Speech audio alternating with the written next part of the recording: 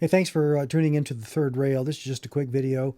I wanted to put together and edit part of Peter Schiff's video that he did just the other day. And in it, he has some fun talking about some departments and agencies of the federal government he'd get rid of. And so I agree with that. I think that we need to get rid of a lot of the federal government, probably about half of it or more, and get rid of the regulations that go along with them. But we're talking about liberty and freedom, so it's a lot of fun. Peter ran for the Senate out of Connecticut back in 2010, I think, and of course I don't think he did very well, and because he's such a conservative, he wouldn't fit in. So uh, just enjoy the video. I'll say this, that he doesn't mention this. He talks about getting rid of, say, the Department of Labor, and I don't remember what the statistics were, 100,000 employees. He said, get rid of them. Well, that's pretty cold. I mean, I wouldn't do that to people who've worked for the federal government for 15 years or 10 years or 12 years. I mean, depending how you want to schedule it. But they've worked and they've been good employees. They need to get their retirement. They need to be put in other departments we're going to keep and freeze all hiring, of course, first before you do any of this. Get rid of the newly hired and then replace them with the seasoned veterans from other agencies as you're going to get rid of, so that at least they can get their retirement. So anyway, I'll put the link to the whole clip that Peter did down in the description so you can watch it at your leisure. Thanks for watching The Third Rail. Okay, I'm talking about the cuts that are necessary to preserve the value of the US dollar, to make sure that at least people who continue to get Social Security get something of value and do not end up with worthless dollars the way Senator William Proxmire warned back in the 1970s. So my idea was to means test it, not just based on income, but based on assets, so that only the people that are really dependent, that really need Social Security, and unfortunately, there's a lot of people that actually need it. That wouldn't be the case if we didn't have it. Had the government never had Social Security, the people who now need it probably would be self-sufficient, because had they had all that income to invest while they were working, instead of being forced to give it to the government that squandered it on a Ponzi scheme. But if most Americans who are 65 today, if they didn't have to pay the payroll tax and they didn't have to pay the other half of the payroll tax through their employer that was really deducted from their wages, had they had all that money, they could have built up their own retirement account and they would be self-sufficient and they wouldn't need the government. But because the government taxed them to death when they were working, they're now dependent on the government when they retire.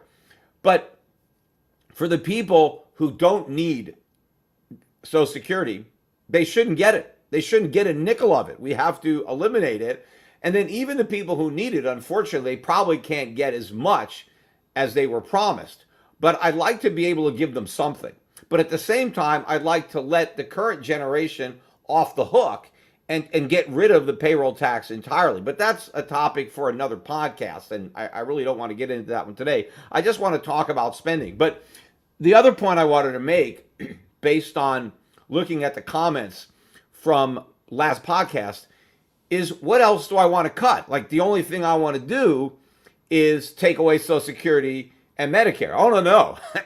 I want to cut everything. I don't want to just cut entitlements. I want to cut across the board. So I thought I'd go over just some of the things I wanted to cut, because I pulled up a list of all the federal agencies. Right now, there's 15 departments of government. 15.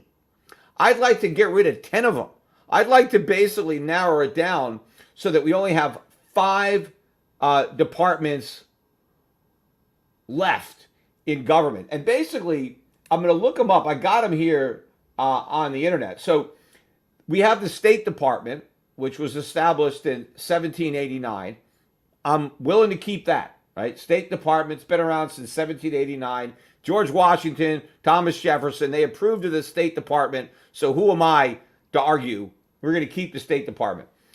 I want to keep the Treasury Department, even though they've done an awful job. In fact, we don't even really have a Treasury Department anymore. We have a debt department, because all we have is debt. In fact, they should rename the Secretary of the Treasury to the Secretary of the Debt, right? Because the Treasury is bare. And the job of the Secretary of the Treasury is to sell debt, is to get people to loan us more money so that we can pay back the money that we've already borrowed, right? It's a perpetual Ponzi scheme. That's why I always joked that the most qualified person for Secretary of Treasury was Bernie Madoff, although he's dead now. So although who knows, maybe a dead Bernie Madoff would still be better than a living Janet Yellen. But another person potentially who could be Secretary of the Treasury, I'm not sure if he's going to go to jail or not, but he certainly might be qualified for this job, although he didn't get away with his scheme anywhere near as long as Bernie Madoff. And that's what's his name, Bankman-Fried. Maybe we should make him the next Secretary of the Treasury. But anyway, I want to keep the Treasury Department. We actually need it to help, in my mind, repay and restructure all this debt, right? So we can actually get back to having an actual Treasury. So I'm going to keep that. The Defense Department, yes, I want to keep that. That's also one of the not original departments. It came around in 1947. I mean, although we had a War Department initially, so maybe that's why, because it was renamed. They used to really call it what it was, right? A War Department, right? That's what it was for. It was about war. But I guess somebody didn't like that name because it sounded too aggressive, and so we renamed it as a Defense Department. But I would keep that. Maybe we should go back to the War Department to let people know that that's really what it's about. But anyway, I would keep the Defense Department. Now you've got the Justice Department. Now that one came around in 1870. So we went a long time in this country without a Justice Department, right? We didn't have one until 1870. So we probably could get by without a Justice Department, but I'm willing to keep it. Even though, my father used to call it the Injustice Department, I think we can reform it, but I'm okay with the Justice Department. Now, that's basically it. Now, here's the rest of the departments. There's a Department of Interior, a Department of Agriculture, and a Department of Commerce. The Interior Department was started in 1849, Agriculture 1862, and Commerce 1903. Look, maybe we can combine all three of these departments into one, although I really don't think the government should have much to do with agriculture. Mostly what the Agriculture Department does is pay farmers not to grow food, right? So what's the point of that? We would have more agriculture if we didn't have a Department of Agriculture. We don't need it.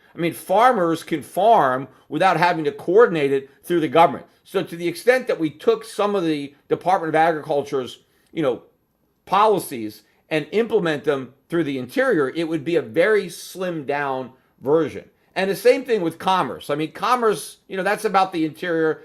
Throw Commerce in the Interior. But again, most of what the Commerce Department does is illegal anyway. It's a violation of the Constitution. So I want to get rid of almost everything the Department of Commerce does anyway. But think about the Commerce Department employs 41,000 people.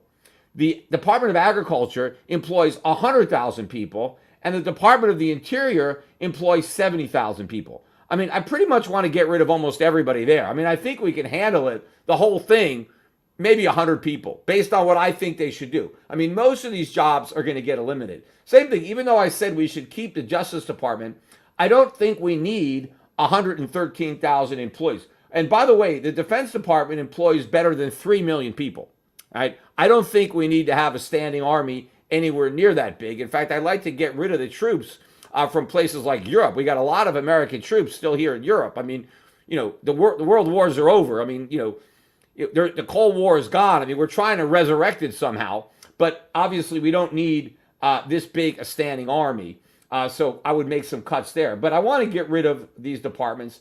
Now you got the Labor Department. The Labor Department didn't come around until 1913. Right? So the country was around for like 140 years. We didn't have a Labor Department. People worked, right? We had all these people coming to America. My grandparents, when they came here, there was no Department of Labor. They all came here and worked. They had no problem finding jobs.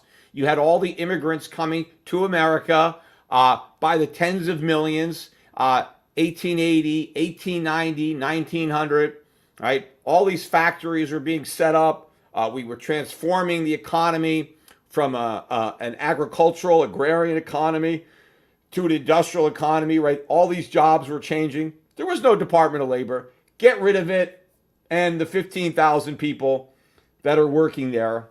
Health and Human Services, first of all, that department started in 1953, and I don't think we need that. I mean, 65,000 people. Again, I want to get the U.S. government out of healthcare, so I think, getting rid of that department is a pretty good start. Housing and Urban Development, HUD, what a disaster HUD has created with Fannie Mae and Freddie Mac. I mean, HUD has really screwed up the housing market. We don't need it. I want to get rid of that department. 9,000 employees, get rid of them. We won't have to pay them.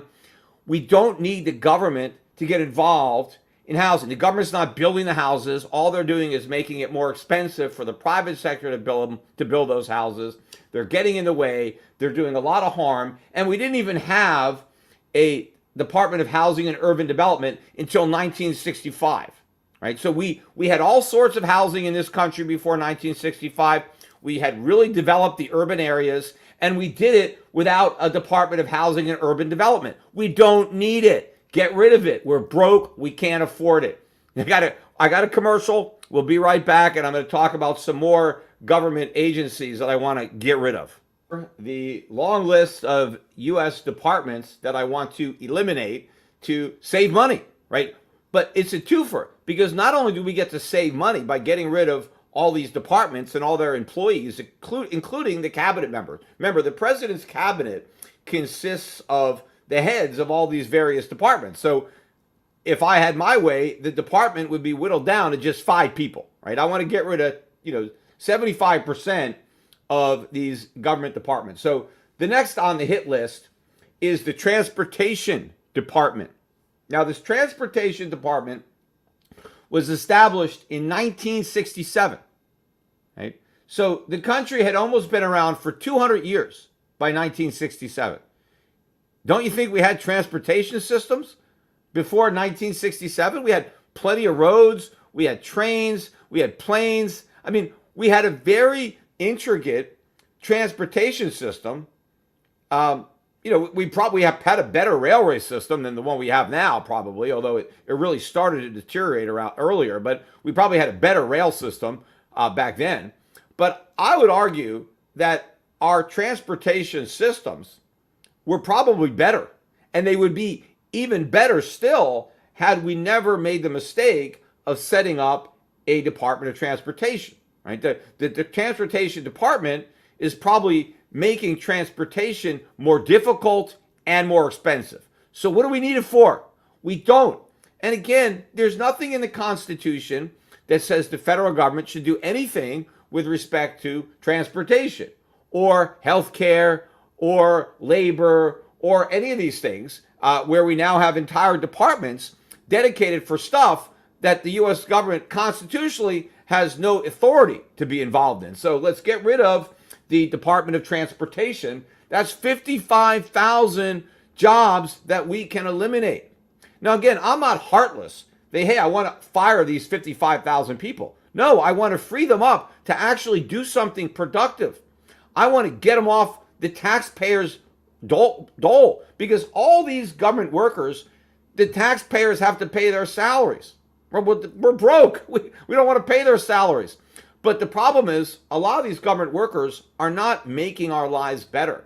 If the Transportation Department, if their sole goal is to make transportation less efficient and more expensive, then why do we need to pay 55,000 people to screw up our transportation system? How about if we leave the transportation system to the free market so it can be better, cheaper, right? And we take these 55,000 people that were wasting their time. In fact, they were actually using their time to screw up the rest of us. Let's free them up to actually get productive jobs where the country might actually benefit from their labor. Because to the extent that you get a job in the private sector, you wouldn't get that job unless you were adding value to the private sector. You can actually get a government job even though you're destroying value to the public sector, because the government doesn't give a damn and it doesn't have to generate a profit. It can just tax the public to pay for workers that screw up the public's life. The private sector can't do that. They can only hire workers that benefit the public because they have to help them produce products that are better and cheaper so that the public voluntarily wants to buy them. So let's free up all these workers to do something productive and get rid of the Department of Transportation. Next is the Department of Energy. Want to get rid of that one. That was started in 1977. So we were more than 200 years in this country without a Department of Energy. We had plenty of energy. It's not like we didn't get energy until 1977. And this was started by Jimmy Carter, right? So if you think we need a Department of Energy, then you must think Jimmy Carter was a great president because he's the guy that came up with it.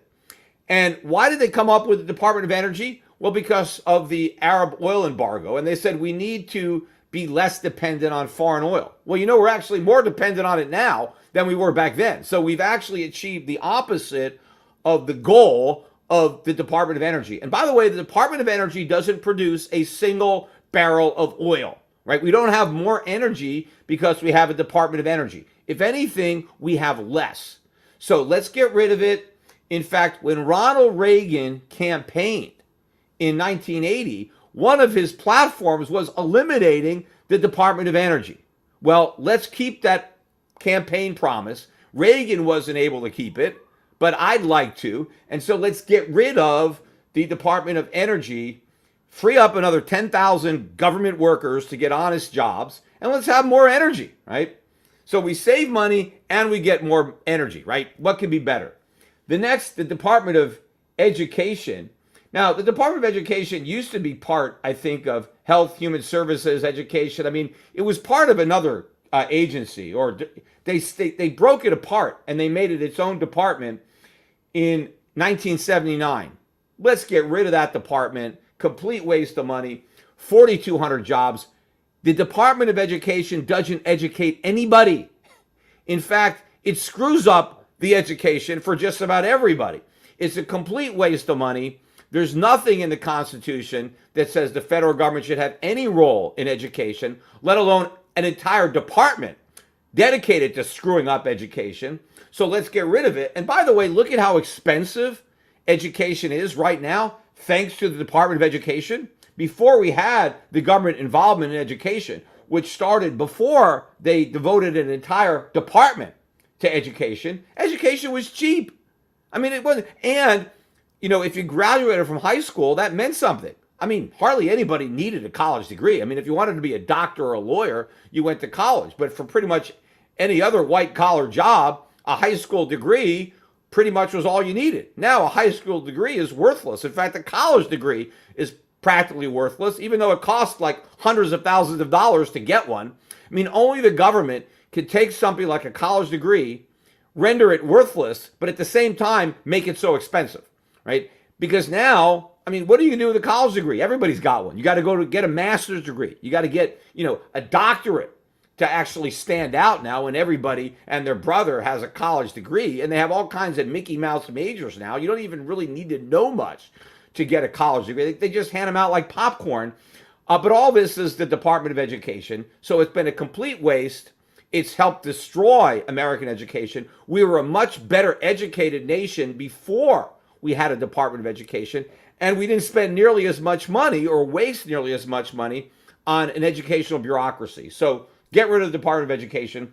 Now, the Department of Veterans Affairs. And, you know, we just had Veterans Day not too long ago, and I appreciate the service of all the vets, but I don't think we need a Department of Veterans Affairs. We didn't have a Department of Veterans Affairs until 1989. And it employs 235,000 people. Now, I think a lot of those people are probably in the VA hospitals. And so I don't want to close all those, although, I mean, maybe they should be closed. But what I would do with the Department of Veterans Affairs, I think it used to be part of the Defense Department. And so just put it back in there. Because there's, you know, if we have a Defense Department that takes care of the active duty personnel, well, they can also deal with, the retired ex-military, right? Put it back in there. Maybe we can get some efficiencies. There's probably a lot of duplications between those various agencies. So let's merge it. I'm not saying let's leave the veterans out in the cold, but let's take care of it the way we took care of it before 1989, because we had plenty of veterans before 1989. I mean, we had both world wars. The Second World War ended in 1945. We had Korea in 1950. And then we had Vietnam in the 1960s, 1970s. We took care of all those vets without a Department of Veterans Affairs. So get rid of it. We can save some money. Now, the last department that we got was Homeland Security. Again, I want to get rid of the Department of Homeland Security and put it back where it belongs, in the Defense Department. Because after all, what is the Defense Department defending? The homeland. I mean, that's what it's supposed to be defending. Unfortunately, we got troops in so many other countries, they probably forgot about defending the homeland. But that's what the Defense Department is supposed to do. We don't need a Department of Homeland Security when we have a Department of Defense. So get rid of the Department of Homeland Security and merge it back in to the Defense Department, which is where it belongs. So by the way, I'm looking now, I'm going down on this Wikipedia page. Yes, the War Department was the original name of the Defense Department, and it started in 1789. So it was one of the original departments, and then it was renamed, as I thought, to the Defense Department. I'm also looking through here some other stuff. Let's get rid of the post office. How about that? I mean, why don't we privatize the post office? Why is the U.S. government still even involved in the mail? You know how much a stamp costs these days? I just actually had to buy a stamp. I hadn't bought one in a while. I went to the post office because I didn't even have a stamp. And, it was like 65 cents, 67 cents, something like that. And the postman said, they're going to about to raise the price again. And, one decent investment I guess I made was I did buy a bunch of forever stamps. I got those up in Puerto Rico. I didn't have any in Connecticut. But I remember talking on my podcast, telling people that you could buy these forever stamps because they were better than keeping your money in dollars, because at least you could use them to mail a letter no matter what the cost, because they were an inflation hedge. And since you could always turn them in and get dollars, right? Stamps are almost like currency. It made more sense, rather than put your money in a bank, just put it into forever stamps, because you can always mail a letter. But look, we got FedEx, we got UPS, and they would do a much better job delivering the mail if they were allowed. See, the reason that Federal Express can't deliver non-emergency mail is because they're barred by law. You see, the government has passed laws to protect the post office from competition. Why does it need protection from competition? Because if it had to compete, it couldn't survive. Even with all of the government resources, it still couldn't survive. I've read stories about the post office coming down and cracking down on little kids who tried to deliver mail, like a postal route. Let's say you're a kid and you have a bicycle and you kind of want to set up a mail service where you want to take letters from one house and bicycle it over to another house, right? And charge a little money for it. The U.S. government will put you out of business because you are illegally competing with the post office. So FedEx has an exemption. If it's an emergency, right? If you got to get it there overnight or in 2 days, then FedEx can sell you the letter. But they can't just say, hey, we'll sell you a letter and we don't know when it's going to get there. We'll do our best, but we're not going to guarantee it in 2 days. It might get there in 2 days, but we're going to charge it. It's illegal. They can't do it. So you know what? We don't need the post office. It's a waste of money. It's a dying industry anyway. So let's get rid of that. I'm not even sure how many people are working at the post office. Although, the post office now ends up doing a lot of the deliveries for Amazon. And so it's probably not even charging Amazon enough. I don't know. They probably, Bezos probably got some kind of sweetheart deal and he's pushing all that on the taxpayers. But the bottom line is there's so much that we can eliminate in the federal budget, right? It's not about waste, fraud, and abuse, right? Every politician wants to say, let's get rid of the waste, fraud, and abuse. Yeah, because, right, nobody is against that.